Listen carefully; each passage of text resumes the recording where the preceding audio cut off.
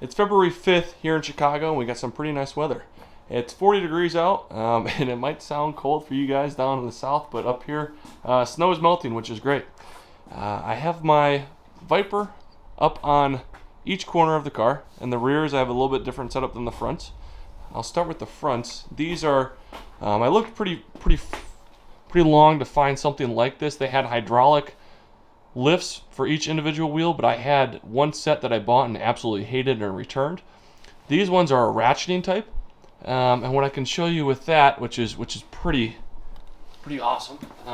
So this little metal connecting rod holds this down, and then you'd step on this, and each step has a different ratchet or a different position that this lever holds in place. Why I wanted this in the front is because the car is lowered, and it's really kind of hard to get a jack under and get the car up. So the front wheels, this was necessary, and I wanted to do something similar for the backs. However, these in the front, I think they only fit like an 11 or 12 inch tire. The rears of this car are 13 inches. So that really limits the opportunities or options you have. And even here you could see this rear tire is sticking over this dolly in the back. And that's okay for these rears, because on these fronts there's actually some mounts that will restrict where the tire can be. So if you have too wide of a tire, you'd be hitting, either side, the interior side of this tire. So the rears, I had to go with this more simple caster dolly, which are actually cheaper, but not as nice. It's not a big deal, because in the back I can just get a jack under here easily, lift up the whole rear and put both tires on at once. You'll also notice I put a carpet double folded to give the tire a little bit more height. That is one kind of downside with this one, is the nuts stick up here. So what was actually happening is, as this car settled down into this divot of the caster, this nut was pushing into the tire. Probably would have been fine, but I'm kind of anal about this thing. Don't want to maybe long-term damage the tire. So this carpet, which my dad actually came up with, good idea, to bend it in half, and now we raise the tire up a little bit, and now it actually softens that point where the nut's at. So the rears is great. I got, like I said, one on both tires in the rear, and then one of these ratcheting type in both the front tires. And what this will do is, when I get this car completely elevated, I can push it almost directly up against the wall here. Let's see if you can see. So the rear all the way up against the wall, and the front all the way against the wall.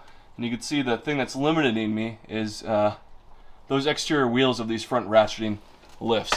So I was able to get this car all the way over. That means we could get a car in here, no problem. Anywhere entering or leaving the garage, there's no reason for them to get that close to the car.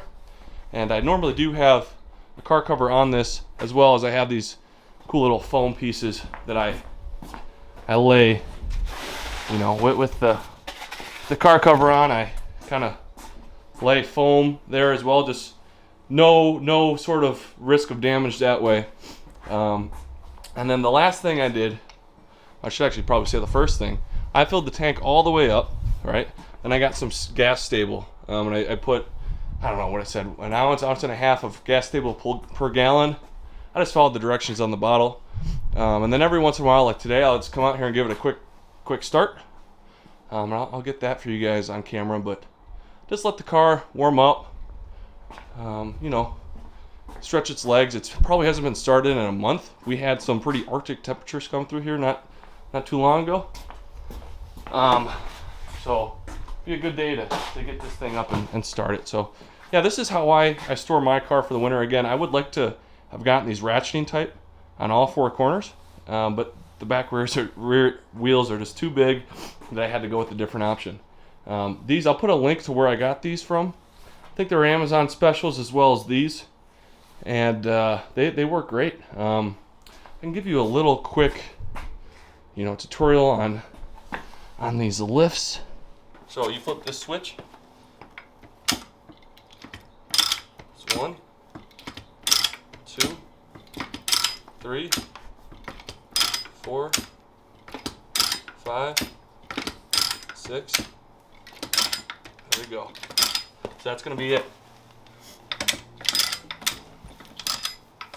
And you can just roll this thing out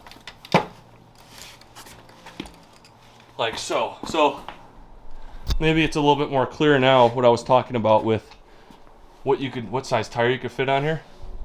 So if you have too wide of a tire, you'll be restricted by the outside, and you'll have the tire hit up on this here. So that's why I had to go with these for the fronts, which, like, again, I wish I could do this for all 4 corners. It's a real nice piece of kit. This is aluminum. Some of the other kits have like plastic, and that just sucks. But no, this thing I'm super impressed with. So really easy to move around, and then you could fold this up and it gets pretty small for storage, like if you just wanted to hang this on the wall in the summertime. But yeah, so let's bring this right in here. We're gonna flip this ratchet. Let's make sure you guys can see.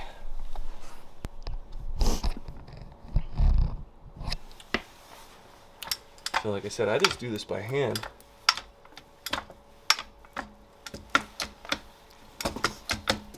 It's not that hard to do.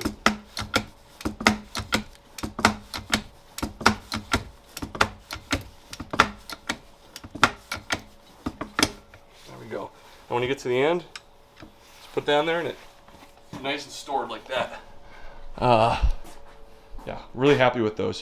So I'm gonna go ahead and start it up. Let it warm up, like I said, and that's basically how I store my car. Looks like we're good to go. Foot on the clutch.